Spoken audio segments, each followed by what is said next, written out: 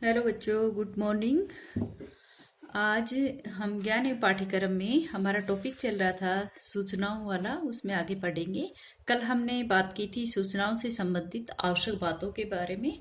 भाई सूचनाएं प्राप्त करने के लिए, सूचनाएं एकत्रित करने के लिए हमें किन किन बातों का ध्यान रखना आवश्यक है, या किन किन बातें, कौन कौन सी बातें हमारे लिए महत्वपूर्ण, इन बातों पर हमने चर्चा की थी। आज का अपना टॉपिक है कि सूचना प्राप्ति के लिए घटक कौन कौन से होते हैं, या सूचना प्राप्ति के लिए कौन से साधन, कौन से सोर्स। यानी कि आज का अपना टॉपिक क्या है?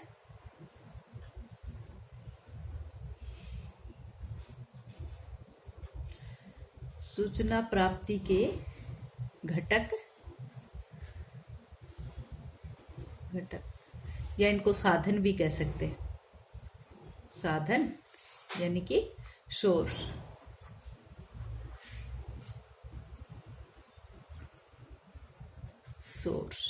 ठीक है, ये भी कहते हैं। सूचना प्राप्ति के घटक या साधन या सोर्स कौन कौन से होते हैं। इसमें हमें ये जानना होता है कि हमें सूचना कहाँ कहाँ से प्राप्त होती है, कैसे कैसे प्राप्त होती है। ठीक है, और सूचना प्राप्त करने के लिए जो आवश्यक बातें हमने बताई थी कि भाई सभी जो भी स्रोत है उनसे सूचना एकत्रित करनी चाहिए और उन सूचनाओं को सुरक्षित रखना चाहिए, समय आने पर उनका प्रयोग करना चाहिए, फिर उन सूचनाओं की विश्वसनीयता या वैधता होनी चाहिए।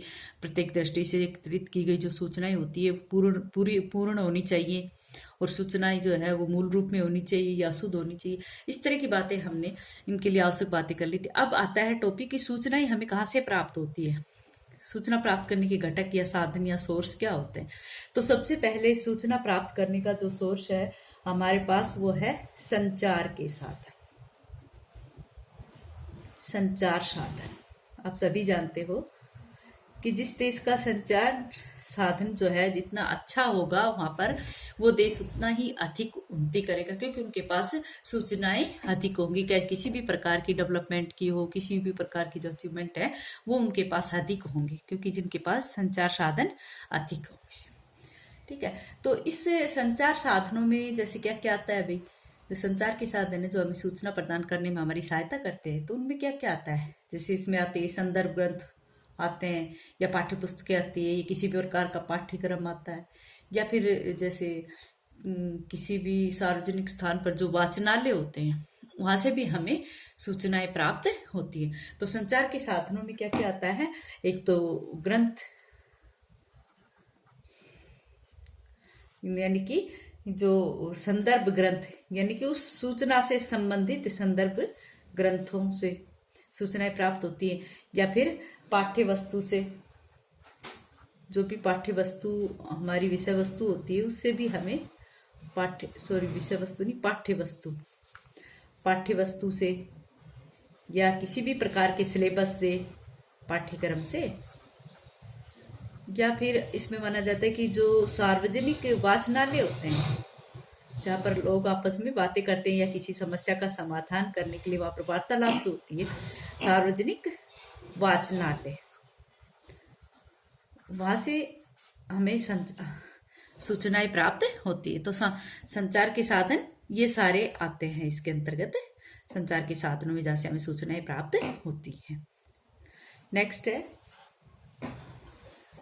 प्रत्यक्ष जानकारी देने वाले साधन। प्रत्यक्ष जानकारी देने वाले साधन।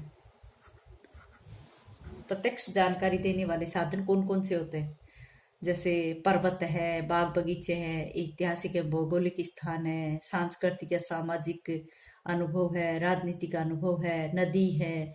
तो ये सब प्रत्यक्ष जानकारी देने वाले, जहाँ पर हम देखते हैं कि भाई नदियों से, पर्वतों से जो हमें एक प्रकार से प्रत्यक्ष जानकारी हमें वहां से मिलती है। कभी भी नदी नाले हैं, नदी है, या फिर कहीं पर्वत है,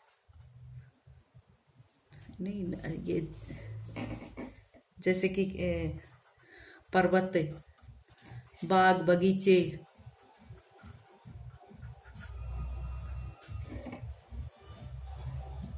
बगीचे, या फिर ऐतिहासिक व भौगोलिक स्थान,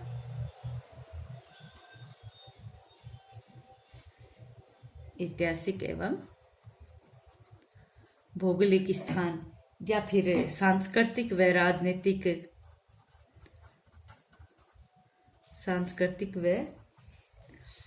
राजनीतिक या सामाजिक, राजनीतिक भी सामाजिक भी जो भी अनुभव है, ये सब किस में आते हैं? ये सब प्रत्यक्ष जानकारी के अंतर्गत आते हैं। ठीक है। नेक्स्ट जो स्रोत है इसमें घटक जो है वो है दृश्य श्रव्य सामग्री। दृश्य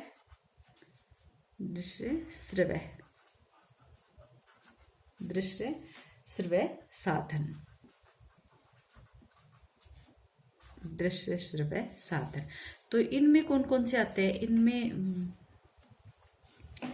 दृश्य श्रव्य साधन में जैसे रेडियो है, टेलीविजन है, चार्ट है आदि। क्या क्या आता है इसमें?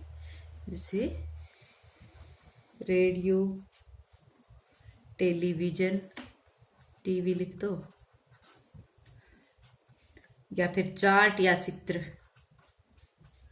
चार्ट और चित्र को तो हम क्या करते हैं? देख सकते हैं, लेकिन रेडियो और ये टीवी है, इसको ये तो दृश्य श्रव्य दोनों ही तरह का साधन। तो यहाँ पर इनसे हम क्या करते हैं? दृश्य श्रव्य साधनों से भी हमें सूचना की प्राप्ति होती है। सूचना की ये सोर्स है, एक प्रकार से हमें यहाँ से सूचनाएं मिलती है। इसके अलावा कुछ अन्य जो है अन्य साधन भी है। अन्य साधनों में जैसे कौन कौन आता है? अन्य साधन में जैसे आ जाए अपने शिक्षक हैं, शिक्षकों से, सहपाठियों से,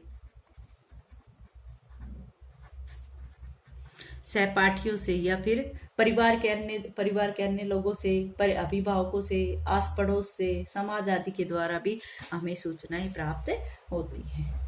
ठीक है। तो ये 4-5 घटक थे अपनी सूचना प्राप्ति के घटक माने जाते हैं। ठीक है। अब आता है कि सूचना प्राप्ति के बाद सूचना की प्रकृति कैसी होती है? सूचना की प्रकृति।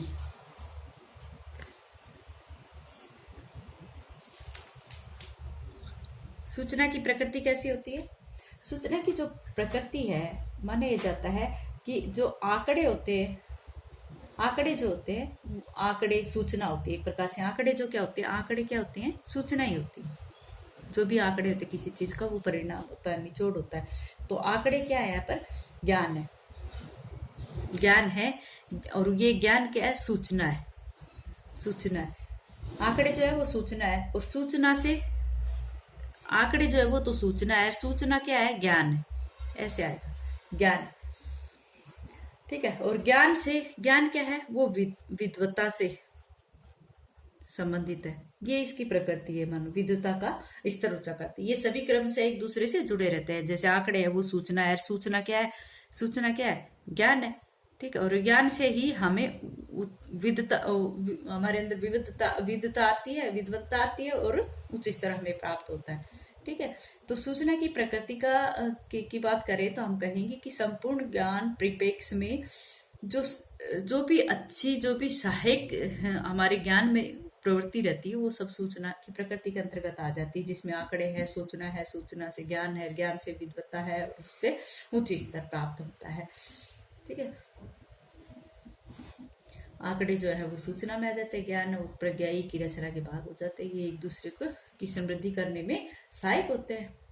तो वर्तमान समय में जो सूचना का महत्व जो है वो निरंतर बढ़ता ही जा रहा है। किसी भी प्रजातांत्रिक समाज के समुचित विकास के लिए हम मानते हैं कि वहां पर जो क्रियान्वयन या व्यवस्थापन है वो उसके लिए सूचना आवश्यक है। ठीक है। तो सूचना की प्रकृति आंकड़ों के रूप में रहती है, और आंकड़े जो है वो सूचना है। ठीक है। तो इस प्रकार से हमें सूचना की प्रकृति की आंकड़ों से आंकड़े सूचना के बारे में, सूचना ज्ञान से, ज्ञान विद्वता से नापे जाते हैं। ठीक है। किसी भी प्रजातांत्रिक समाज का जो विकास होता है वो उसकी जो एक्टिविटीज होती है या उसका जो मैनेजमेंट व्यवस्थापन होता है वो उसकी एक प्रकार से उसकी सूचना देता है। और प्रत्येक राष्ट्र के जो विकास के लिए इसकी भूमिका इसमें निहित होती है। भाई जिसके पास जितने अधिक सूचनाएं होगी वो उतना ही अधिक उन्नति करेगा। तो आज का अपना टॉपिक यहाँ तक ही है। आगे सूचना की प्राप्ति के घटक और क्या है सूचना की प्रकृति, ये दोनों टॉपिक ही हैं। ठीक है, आगे कल कराए।